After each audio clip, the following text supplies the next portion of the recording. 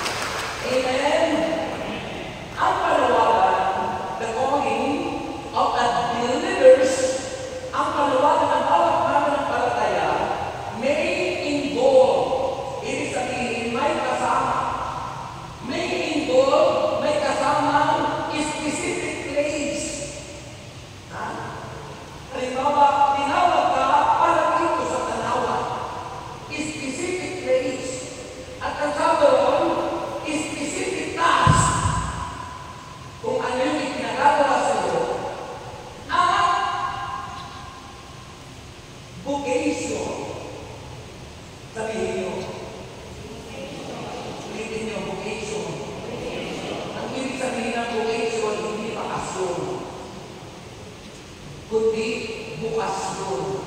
Pag sinabing bukasyon, ano ibig sabihin ng bukasyon?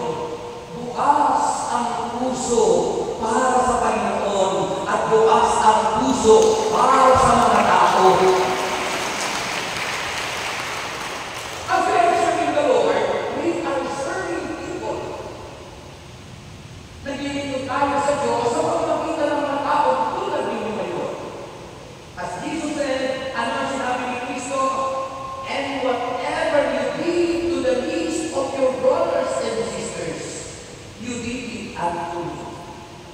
Ang kalmanan ng ginawa niyo sa inyong kapwa ay sa akin niyo ginagawa.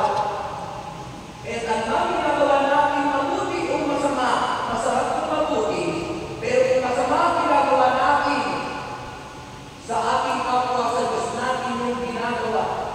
At kung ikaw naman ang pinagsasabihan ng bawang masasama at bawang masasakit, sabi ng Mateo 5:13-14, at sabi ko po ng banal na kasulatan, magdiwang kayo at magalak, sapagkat malaki ang inyong gantimpala sa langit. Kanina, napakalakas. Napakalakas ng Diyos. Kaya mga kapatid, wala pang tinawag ng Diyos na hindi dumadaan sa pagsulong. Kapag tayo tinawag ng Diyos, tayo susubukin. Dahanas tayo ng magtitindi mga pag-uusig. Trials and testing sa buhay. Pero, maniwala kayo, sa lahat ng mga pag-uusig, tulad ni Kristo, inusig, itinapos sa krus. Nakabigyan kayo tunay na kayo sa Diyos na naglilingkod. Nakakapangamba, nakakatakot kapag naglilingkod ka, wala ka lang pag-uusig sa iyo para trials. Baka hindi ka sa Diyos na naglilingkod. Alam niyo kung bakit ang mga tinawag yung uusig at may mga pagsulong, may mga trials, may mga persecution. Alam niyo kung bakit? Hindi naman tayo yun eh. Kundi dahil si Kristo tinanggap mo. Si Kristo nasa puso mo. Si Kristo pinaglilingkuran mo. Nagagalit sa iyo ang demonyo. Sapagkat ang demonyo aaway na si Kristo.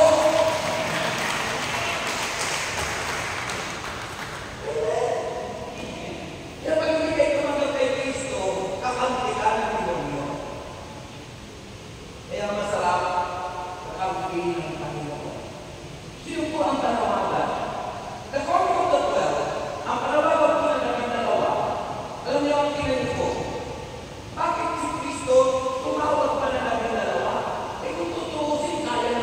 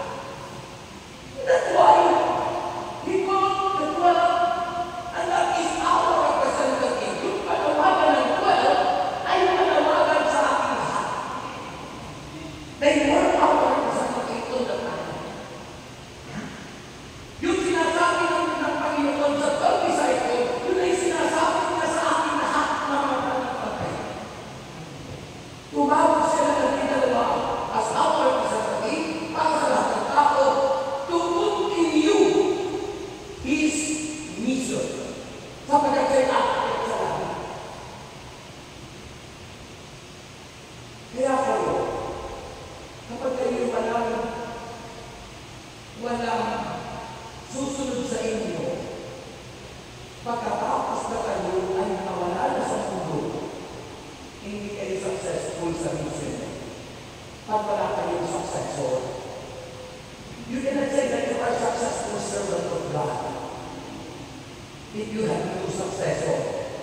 Kung walang susunod sa iyo na anak mo, asawa mo, manugang mo, kapag-bahay mo, wala kang naakay kahit isa. Pag wala kang successor, sige, so may successor, kaya siya tumawa.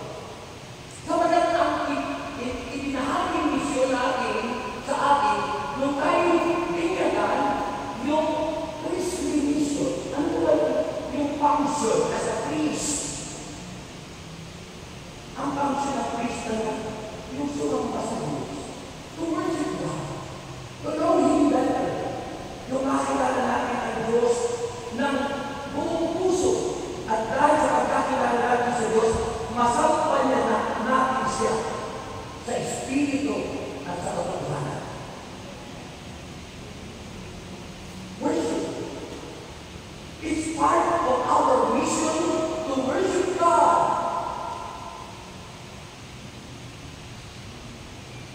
Kaya yun po ang ating ginagawa. Priestly mission. Prophetic mission. Pagpapahayag ka sa salita ng Diyos. Pagpapahayag ka sa salita ng Diyos. Kaya pahayag ka sa salita ng Diyos, Mateo chapter 28, verse 28. Go and make disciples of all nations, baptizing them in the name of the Father, Son, and the Holy Spirit, and teaching them how to obey. Turuan sila. Nasunod sa lahat ng nagtutus ko sa inyo. At tandaan niyo, sabi ni Kristo, ako dahil kasama niyo hanggang katapusan ng salita.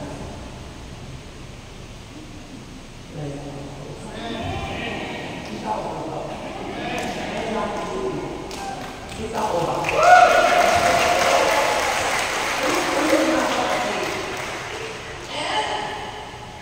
The king's mission, king pertaining to power and authority. Nabigyan tayo ng kapangyarihan ng Diyos para labanan ang lahat ng diabo. The mission, why is so much well? And that well is our representative on the time. Sabi ko, kung kayo, Jesus Christ is chosen.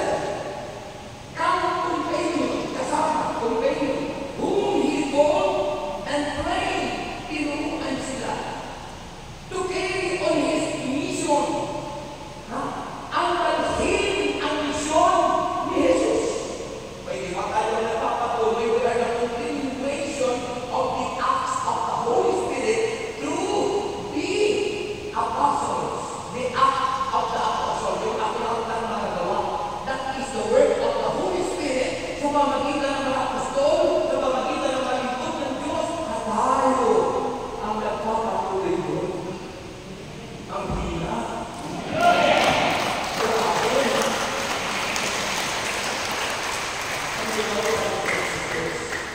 Our first community, as we are called, hindi tayo magkinawa. Our first community is your family. Pag may magandang pamilya sa isang bayan, may magandang bayan. Kaya ang magbabago ng bayan, nag-uumpisa sa tahanan, sa pamilya. Family first, pamilya muna. Hindi yung nakikialam ka sa pamilya ng pamilya.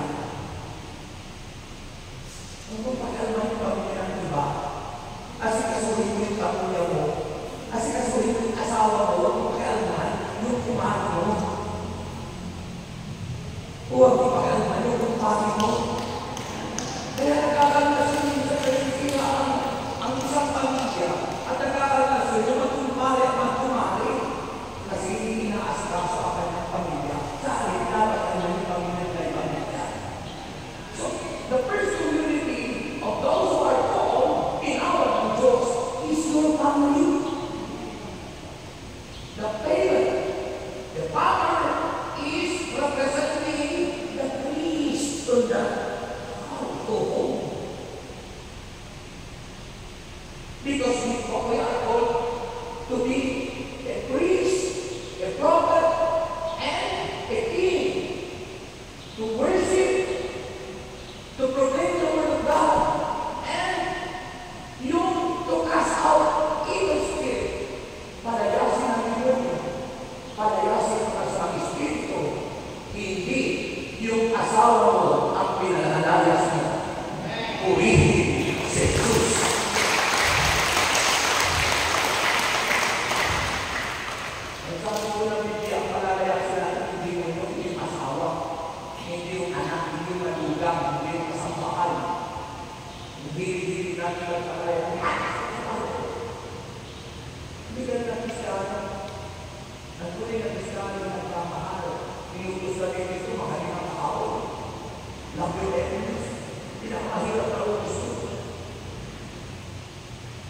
Kaya mahirap tumuto sa Panginoon na ibigin mo ang iyong kaaway. Diba? Kaya ako kausap. Amen. So, isipin niyo po yun, tinuruan to carry on his mission after, pagkatapos ng kanyang kamatayan. Dahil after his death, it is resurrected. Pag siya'y muli nabuhay na muli siya, umakyat siya sa langit. Sino magpapatuloy ng misyon? Yung mga tinawag. Kaya mahalaga ang calling. Kahit mawala ang calling, pero yung calling mahalaga sa bawat isa. At tayo ay patuloy. Amen?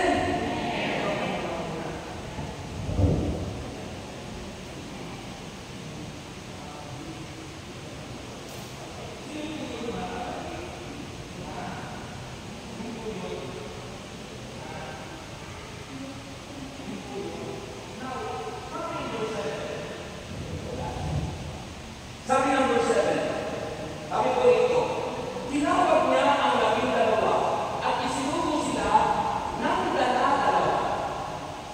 Ano ang kalagahan ng dala-dalawa? What is the importance of 2 by 2s? Kaya mahalaga sabi ng kanilang idioms, sabi ng idiom expression, no man is an island. Walang tao pwede mag-isa. Ako na ang mabalot. After 7 years, hindi ako nag-asawa. Mahirap pala kasi nag-iisa. Mahirap yung nag-iisa. Ako nga po may alagang isa.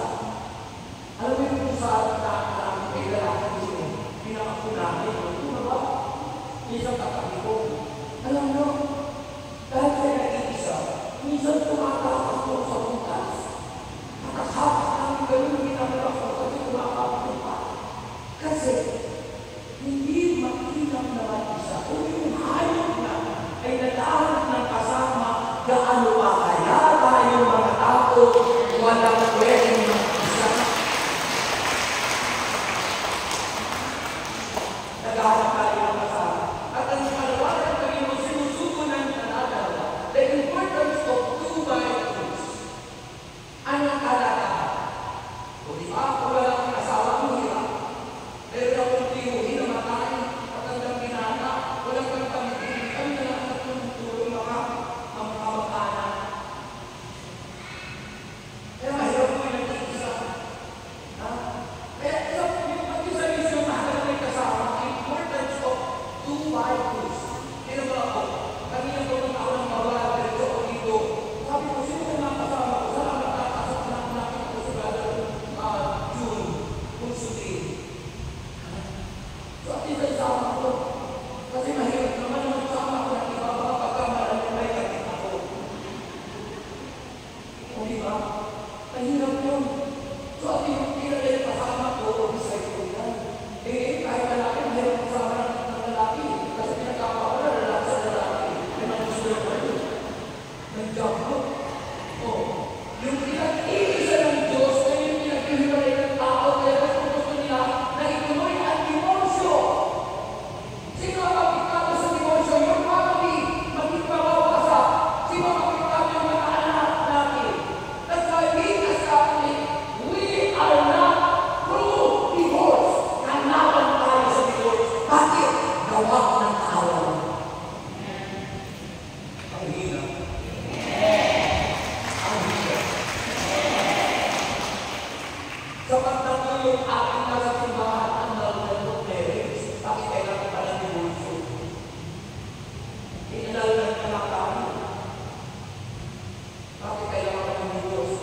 Yung wala ng divorce, gusto mag-iwalay. Dahil kaya kung mayroon ako ng batas ng divorce, hindi lalo sa kasabahan na sino aking namin bilang mga anak at yung mga babae.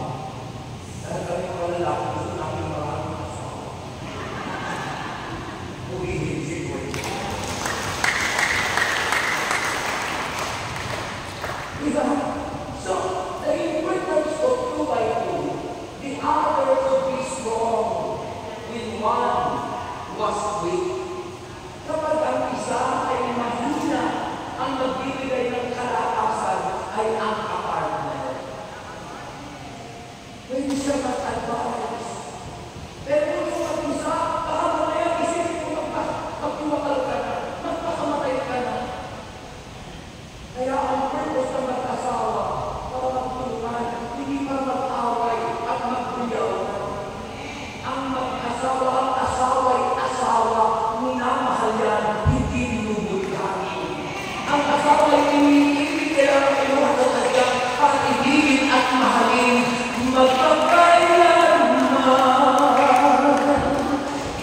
Calvary.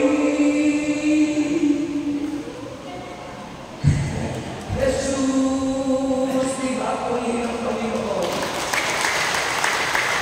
Nakalakas ko ng asawa, pagkatapos ng away-away na pinagbuklaran.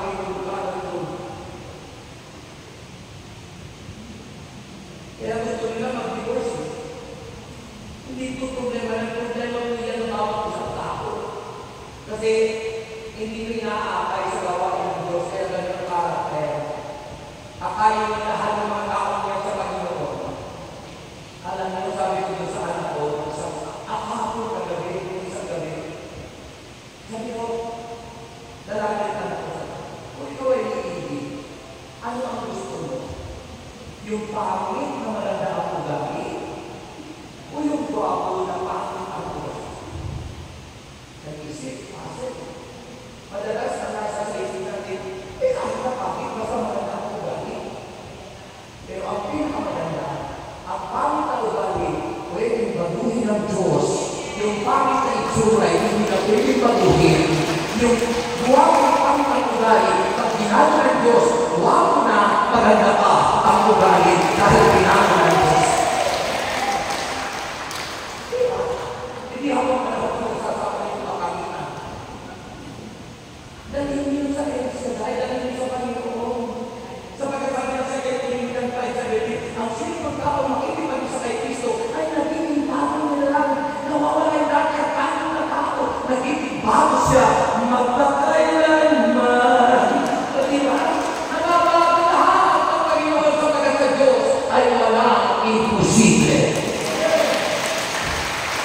Kaya kahalaman sa ito, kapag mahina ka, ikaw ang kasama ang makupwede, magpayo para lumakas. Hindi manghina. At ano para sabi ko roon, be one doubted the mission the other could remind him. Yung mga taong nanghihina, nawawala ng pag-asa, lalo na sa kamisyon, ang iyong karakter ang pwede mag-encourage sa akin para lumabas at patuloy na maglingkod sa Panginoon. Wala akong pangasa. Amen. Ulitin ako. Salamat sa iyo ang laman ng kami na aklat ng mga ngaral, ang nanyuti ko. Aklat ng mga ngaral. Ano po ang hindi sa mga ngaral? Ecclesiastes. Sabi ko ng aklat ng mga ngaral, na kapatid, masahin ko natin, at ano ay mga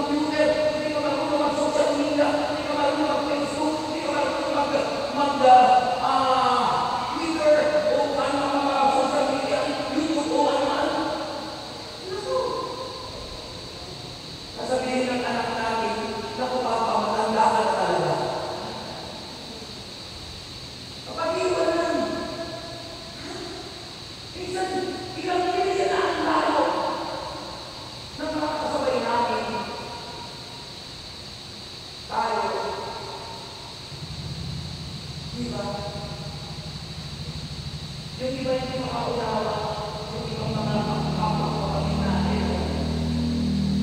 Gusto na lang i-remove ng bayan. Galit pa yung iba kapag gusto ng magbabago. Magrarami.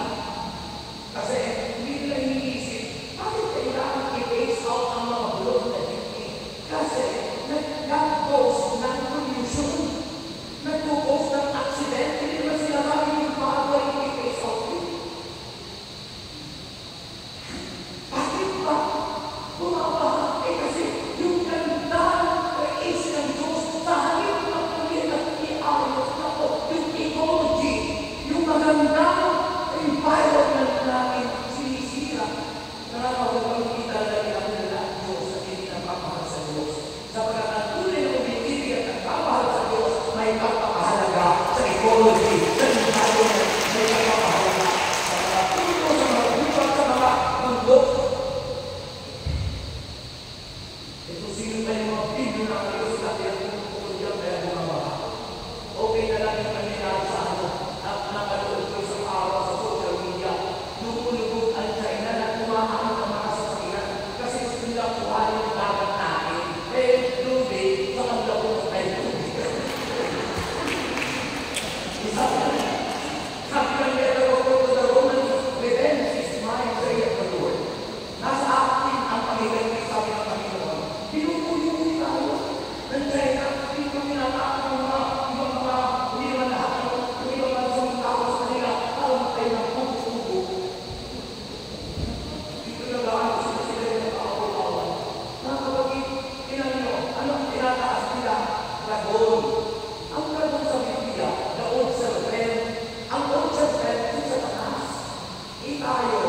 Sino tinataas natin?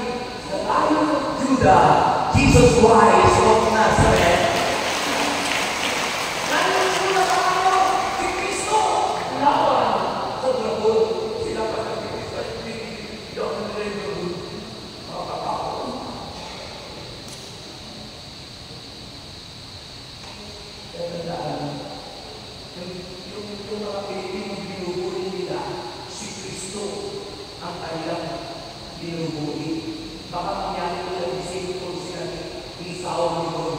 Sabi ni Saulo, saan pa po siya pinalitan ng pangalan nung siya ang pag-convert. Sabi ni pilit ng Panginoon, Saulo, Saulo, bakit mo ako inuusik? Kasi kalaban ng Iglesia, kalaban ng Kristiyano, si Saulo, pinakataan. Si Saulo po, si San Pablo, sa yung utak ng pagpapatay, kahit San Esteban, yung pinagpapatuloy sa matatay. Kasi si San Pablo po, ang pangalay Saulo, ang kapalang Iglesia ng Panginoon, na mga namatatayan. At kung siya naglalakad doon sa Damascus, tandaan niyo po, hindi po nakabayo si San Pablo.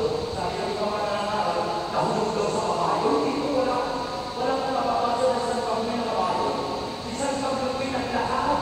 At dahil sa kanyang paglalakad sa Damascus, nasuwasog siya. At nang nasuwasog po siya doon, may liwanag na tumama sa kanyang mga mata. At yung mga mata niya, nagkaroon ng parang mula na parang kaliskis ng isda. Hindi na siya makakita. At doon sa kanya, hindi magkakita na sabi ng Biblia siya, nag-iyan. At sa kanyang maghihintay, nung sinabi, Saulo, Saulo, bakit mo ako inuusik? Sabi niya, sino po kayo? Sabi ng pilit, ako, si Jesus. Isang kang inuusik ni isang Pablo yung mga mananampalataya. Yung mga katulad natin. Sino inuusik ng China? Tayo mananampalataya. O baka mga sa kanilang ganun. Bigla may pilit sila tayo ito sa sabihin. Ang yung presidente lang ito. Sasabihin, bakit ko ako inuusik? Sasabihin mo, ako si Jesus. At dahil kay Jesus, sabi mo, magpagin mo siya ari. Iadala mo. Siguro ko hindi naman siguro sa Chinese. Hindi naman siguro si Chinese. Sabi ko man, hindi lahat ng Chinese. May kaibigan kami ng Chinese, hindi yung tawag ng iba. Kaya kami nakabili ng pundo, nakabili ng sasabi na ilalim yung buong tawag na yung asawa ko na yung Chinese. So, mga kapatid, kaya po ang palawakan ng Diyos. At uusiin kayo. Pero sabi nga, hindi magdiwang kayo ng magalat. Ang lalaki sa atin ay ang Panginoon.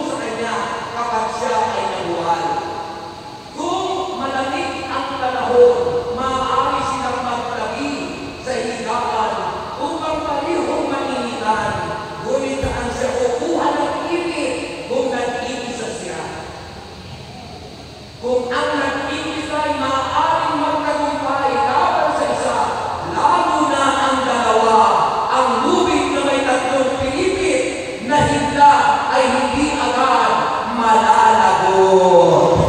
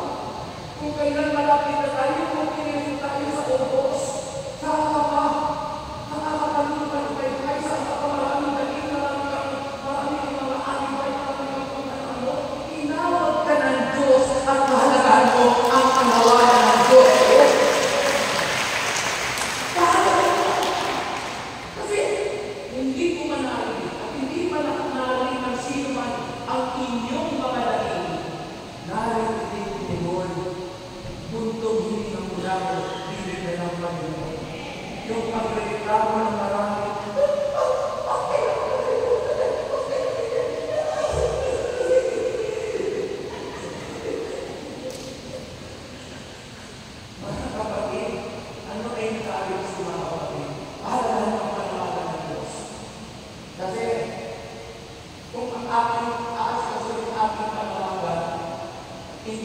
tayo maligaw at nakakitiyak tayo makarating tayo sa ating destinasyon, ang buhay na hanggang sa langit. Jesus gave them instruction. Sabi mo, take nothing. Ibig sabihin, have faith in God.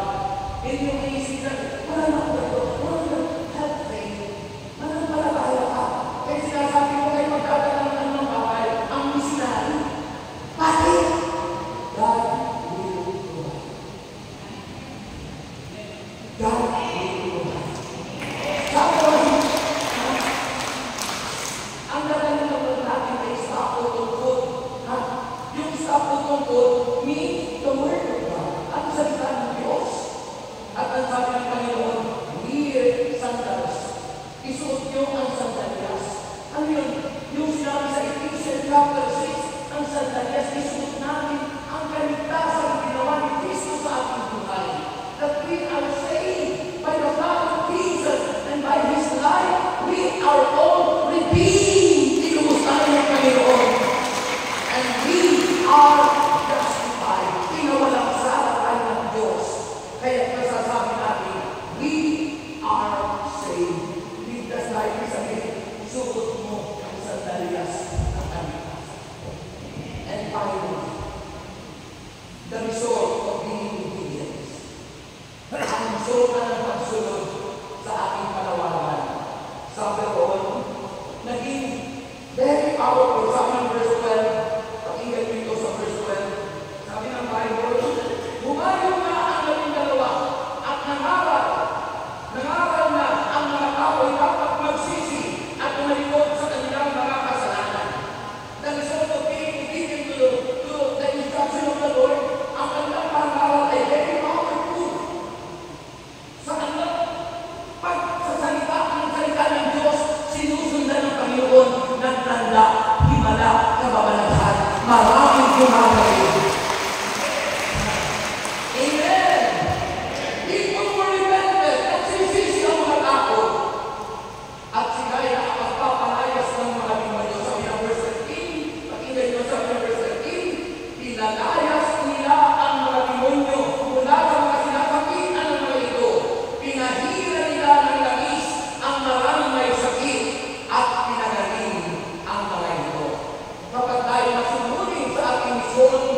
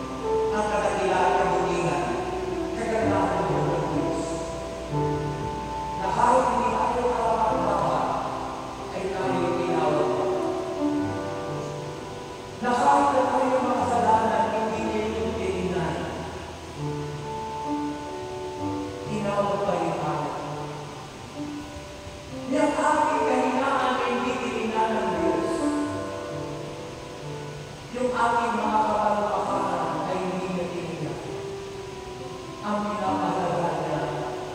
That you are willing to serve. Na ikaw ay handang maglingkod.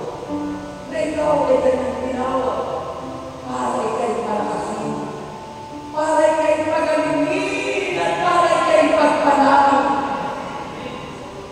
It's our gratitude to God kung gaano kalaki at kung gaano karaming binigay ang Diyos para sa akin.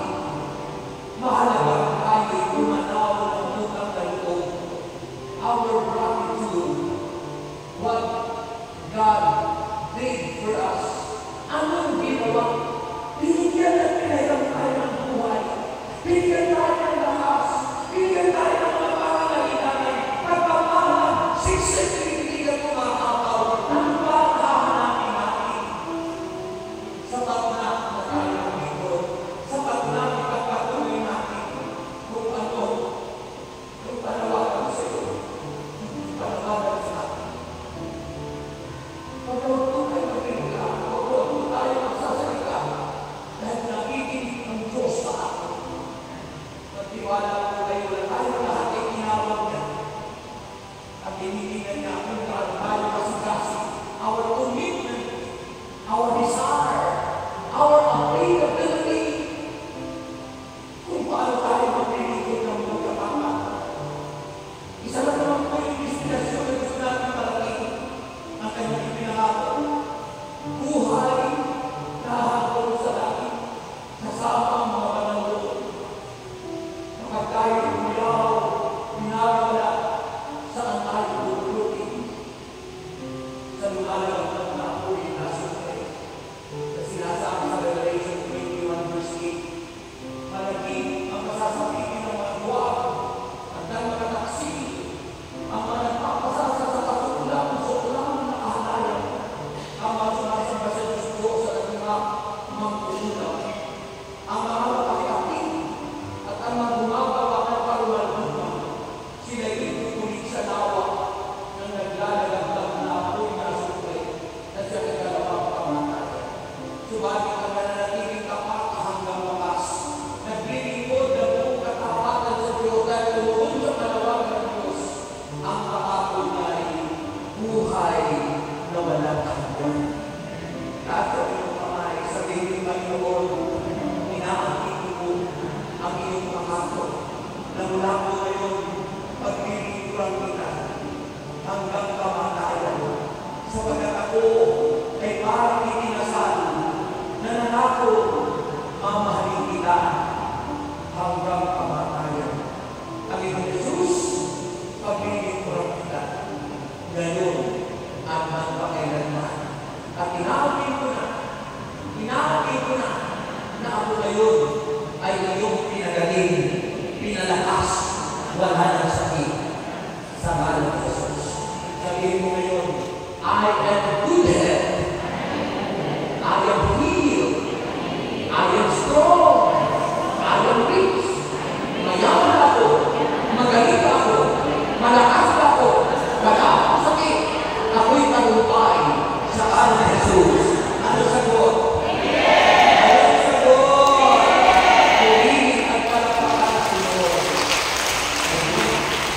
Ginagawa ng mga prayer request. Tandaan nito, July 17, ang ating General Assembly. Gaganapin po sa Marawoy, Lipas City, doon po sa simbahan ng Marawoy, yung laging pinagdarausan ng Dalisisan. July 17, 8 o'clock in the morning till 4 o'clock in the afternoon. And then bukas, ang ating pong formation enhancement alas 2 ng hapon hanggang alas 7 ng gabi. Okay? Paliwanag ninyo. Handa na tayo.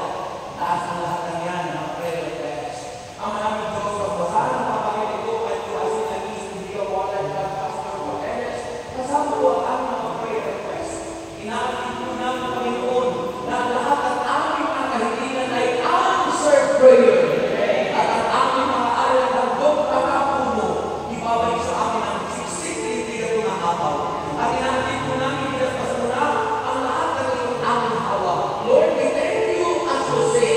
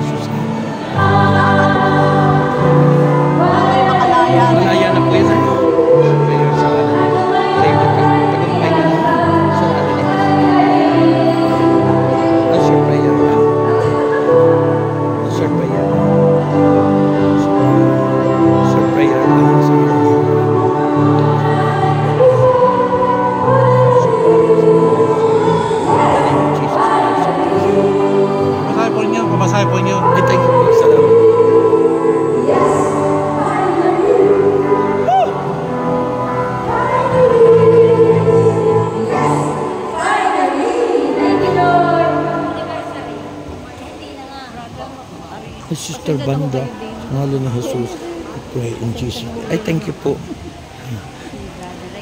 Sa ngalan ni Jesus, tagumpay, sister. Amen po, Lord.